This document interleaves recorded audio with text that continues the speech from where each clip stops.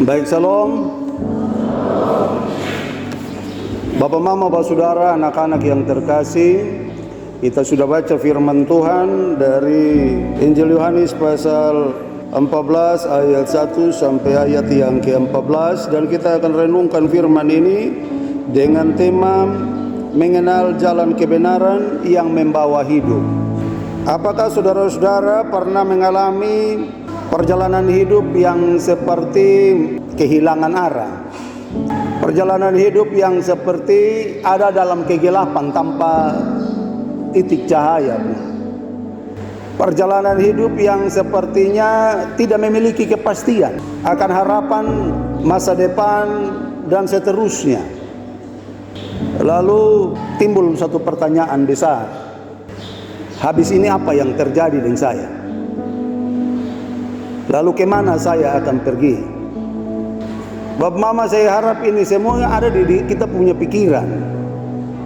Jangan sampai kita hidup tanpa memikirkan masa depan kita, atau kita hanya pikir masa depan di bumi saja tanpa memikirkan masa depan di akhirat. Banyak orang Kristen, saudara-saudara, beriman kepada Yesus sebagai Tuhan dan Juru Selamat, tetapi itu iman yang asal-asal. Nanti kita akan bahas dalam bacaan ini, saudara-saudara. Kalau beriman kepada Yesus, berarti kita menghidupi semua pengajaran Yesus. Tanpa itu jangan berharap untuk kita mengalami suatu kehidupan kekal di masa yang akan datang, saudara. Nah, bacaan kita hari ini, saudara-saudara, Injil Yohanes pasal 14 ini sering disebut sebagai pidato atau wejangan terakhir dari Yesus Kristus sebelum dia mengalami penyaliban.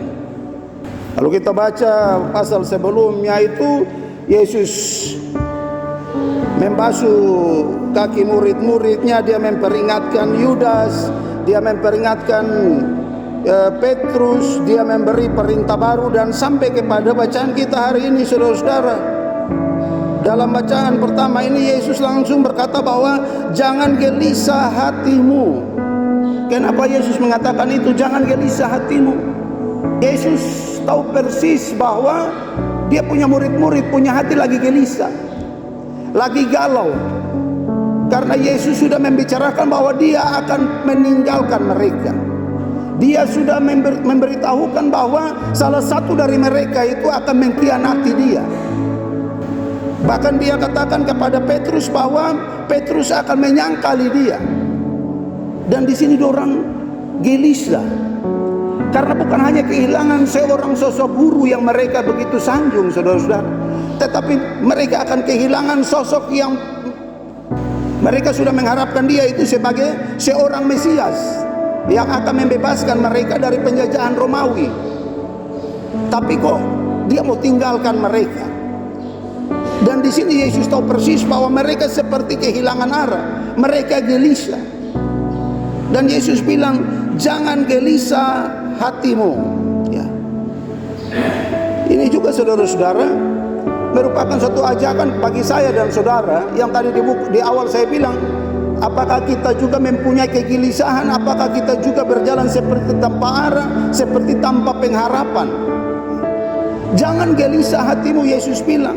Dan di sini dia melanjutkan dalam ayat yang pertama ini, saudara-saudara, dia melanjutkan bahwa percayalah kepada Allah, percaya juga kepadaku.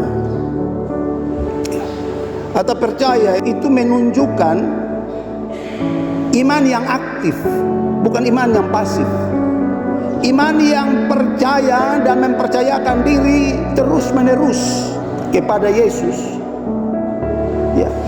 Bahkan ketika mereka dalam keadaan yang sangat sulit sekalipun, tetap percaya kepada Yesus. Ini menjadi tantangan bagi kita semua, Bapak, Mama. Percayalah kepada Allah, percayalah juga kepadaku. Ya, kata percaya kepada Yesus disejajarkan dengan kata percaya kepada Allah, saudara-saudara. Ini mau berbicara tentang kesetaraan ilahi. Tidak ada tingkatan. Mereka saling mendiami tapi tanpa bercampur. Nah, di sini dia katakan dengan tegas begitu, dia omong tentang kesetaraannya dengan Allah Bapa itu, saudara. Percayalah kepada Allah, percaya juga kepadaku. Jadi di sini dia menunjukkan dia punya diri, saudara-saudara, sebagai dasar iman, sebagai pusat iman. Kalau percaya kepada Allah sama juga dengan percaya kepada Dia, atau kebalikannya, percaya kepada Dia sama juga dengan percaya kepada Bapa. Dikatakan di ayat yang kedua, di rumah Bapakku banyak tempat tinggalnya. Dibilang di rumah Bapakku. Rumah ini omong tentang relasi. Lalu yang menarik di sini, Bapak Mama, Bapak Saudara semua, Yesus tidak pakai bait suci, tapi Dia pakai istilah rumah. Di rumah Bapakku banyak tempatnya. Pertanyaannya kenapa? Tentunya di latar belakang historis, saudara. Injil Yohanes ini ditulis di tahun 90 sampai 100 Masehi. Dan waktu itu Bait Allah Yerusalem sudah dihancurkan oleh pasukan Romawi. Dan di situ orang mengalami keguncangan iman. Orang-orang Yahudi mengalami krisis identitas, krisis iman, krisis mental. Apalagi orang Kristen, ya. Karena mereka harus menghadapi lagi penganiayaan baik dari Romawi maupun dari kalangan Yudaisme lagi. Orang mengalami krisis yang luar biasa. Nah di situ saudara-saudara, Yohanes ya, sampai nulis Injil ini menunjuk kepada Yesus sebagai pusat ibadah. Kalau kita bandingkan dengan Injil Yohanes pasal 2, saudara-saudara, Injil Yohanes pasal 2 ayat yang ke-16, saudara-saudara, di sana Yesus katakan begini, jangan kamu membuat rumah Bapakku menjadi tempat berjualan. Jadi dia menggunakan istilah bait suci itu diubah menjadi rumah Bapakku. Dia mengklaim itu sebagai rumah Bapakku. Tetapi sesungguhnya yang dimaksud, kalau kita mau tahu dimaksud, kita langgar sedikit ayat, datang di ayat 21, di pasal 2 ayat 21 dibilang begini, namun yang dimaksudkannya dengan bait suci ialah tubuhnya sendiri. Karena dia bilang dia akan merubuhkan bait suci itu dan dalam 3 hari dia akan membangunnya. Membangun bait suci itu 46 tahun, ya. Tapi dia bilang bahwa akan dibangun kembali dalam 3 hari saja. Dan sesungguhnya yang dimaksud dengan bait suci itu adalah dirinya sendiri, saudara-saudara. Ketika dia bercakap-cakap dengan perempuan Samaria di Injil Yohanes pasal 4 itu, dia bilang lagi bahwa akan tiba saatnya kamu tidak akan menyembah Allah di gunung ini, di Yerusalem, tapi kamu akan menyembah Allah dalam roh dan kebenaran. Jadi tidak lagi menunjuk bait suci itu secara fisik lagi, saudara. Tetapi dia berbicara tentang relasi yang sudah dipulihkan oleh karyanya. Dan dia mengatakan bahwa di rumah Bapakku banyak tempatnya. Rumah Bapa itu sangat luas. Berapa banyak Pak Pendeta? Tanpa batas. Yesus bilang kalau tidak demikian aku tidak mengatakannya kepadamu. Nah ini berbeda dengan konsep surga atau rumah Bapa versi Yehova. Yehova itu dia punya konsep surga atau tempat berdiamnya Allah itu hanya bisa diisi oleh 144.000 orang. Nah kalau dari dulu swadaya yang di sana berarti full, terbatas. Yesus bilang tidak, di rumah Bapakku banyak tempatnya. Itu merupakan sebuah jaminan persekutuan dengan Allah yang bersifat universal, saudara-saudara. Kalau kita bicara tentang etnis Rote hari ini, saya vikaris di Rote Dengka, di satu tempat yang cukup masuk ke dalam dari Busalangga, di tempat Punama Modulsina. Dan saya tinggal dengan satu orang tokoh masyarakat di situ, tokoh yang paling dituakan dalam adat dan juga yang paling dituakan dalam gereja. Saya tinggal di rumah baru di depan. Bapak mama tua tinggal di dorang punya rumah adat. Beta tidak selalu masuk di itu rumah, hanya beberapa kali saja beta masuk di situ. Tapi kalau berbicara tentang rumah, itu omong tentang relasi. Nah masuk rumah adat orang Rote, saya hampir tanpa sekat, hampir tanpa batasan di situ. Itu ruang itu begitu luas. Karena di situ dia pun keluarga, dia pun anak cucu begitu banyak akan berkumpul di situ. Nanti ada naik sedikit di atas itu tempat yang bersifat privasi dia dan dia pun istri. Naik di atas sedikit itu tanpa simpan padi dong, tanpa simpan gula dong, dan seterusnya. Saya amati orang di situ, saudara-saudara, relasi yang hampir tanpa sekat di situ, ikatan emosional yang begitu kuat, suasana persaudaraan yang begitu erat. Lah seperti itu rumah Bapa, saudara-saudara, terbuka. Kalau bait suci itu ada sekat, ya, sekat ruang Maha Kudus. Tempat hanya satu imam saya boleh masuk di situ yang ditentukan. Nanti ada ruang kudus tanpa berkumpulnya para imam. Lalu ada ruang di mana yang disebut pelataran. Pelataran itu disekat lagi, perempuan lain, laki-laki Yahudi lain, sekat untuk orang dari luar lain lagi. Ada begitu banyak sekat. Tetapi rumah Bapa, saudara-saudara, yang Yesus katakan, dia bilang banyak tempatnya, saudara-saudara. Di sana susah ada lagi diskriminasi terhadap perempuan, tidak ada lagi budak dan seterusnya. Semua sudah bebas datang kepada Tuhan. Ya, siapa saja bisa langsung bertemu dengan Tuhan. Nah, saudara-saudara yang terkasih dalam Tuhan kita Yesus Kristus, begitupun dia gereja.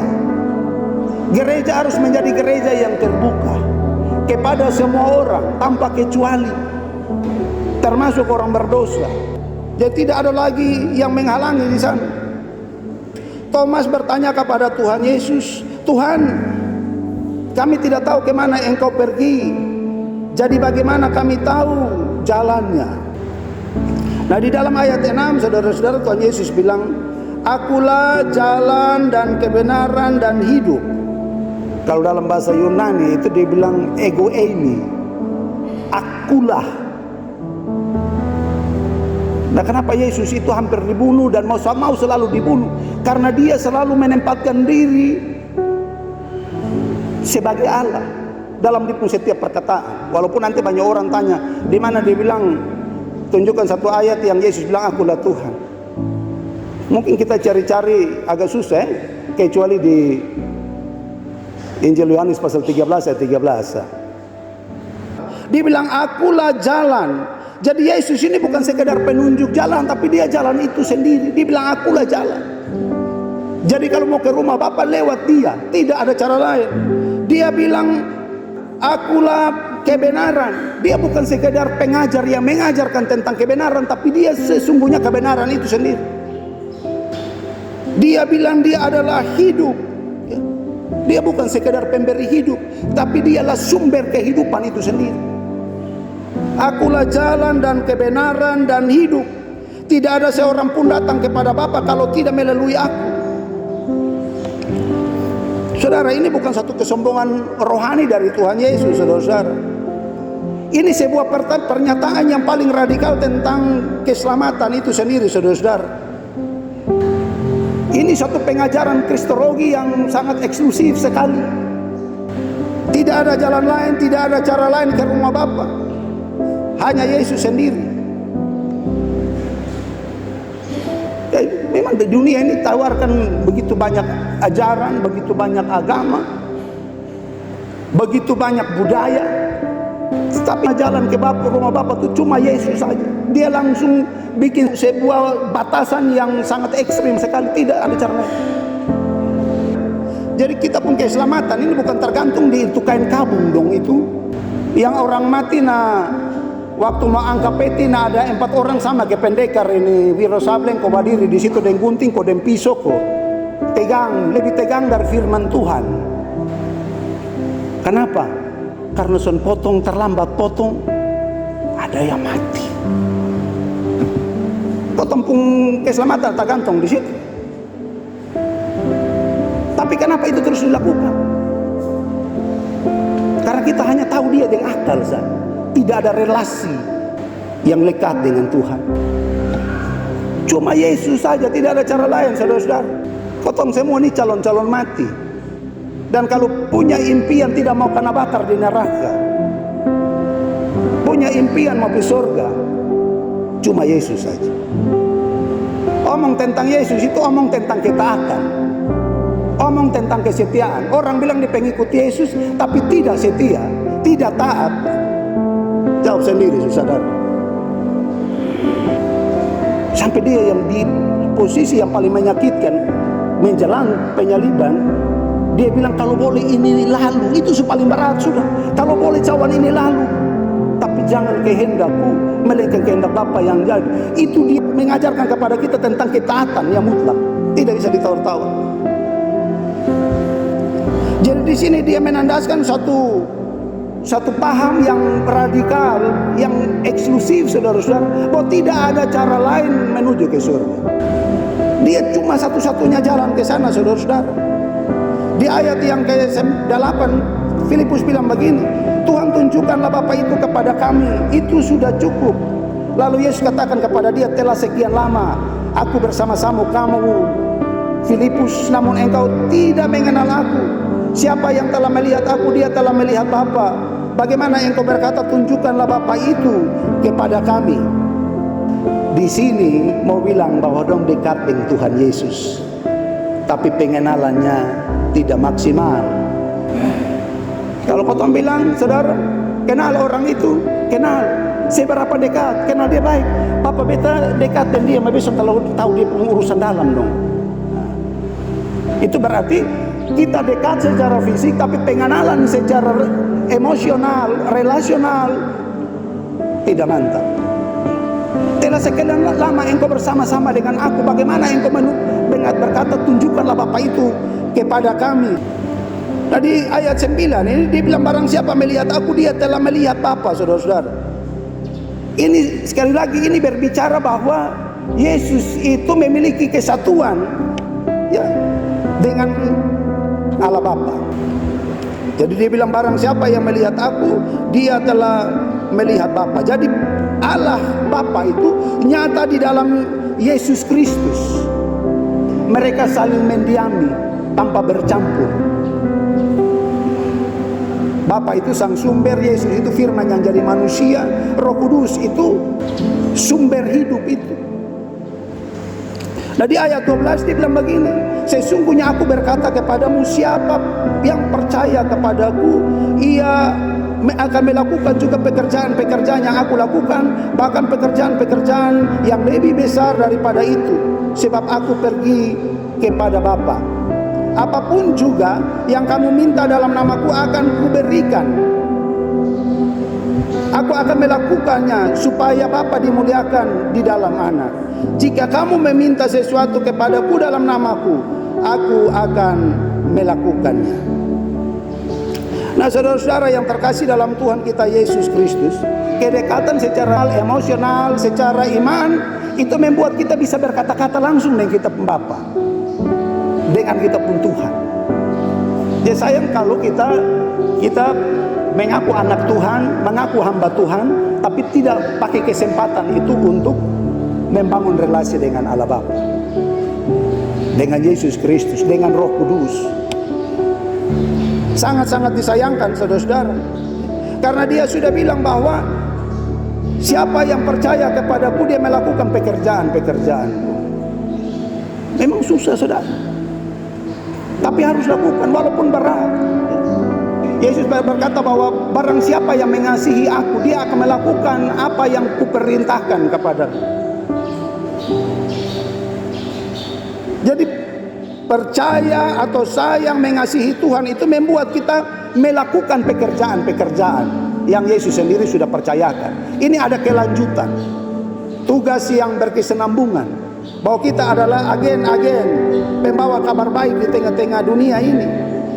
Lalu ayat 13-14 itu berbicara tentang Yesus sebagai penjawab doa.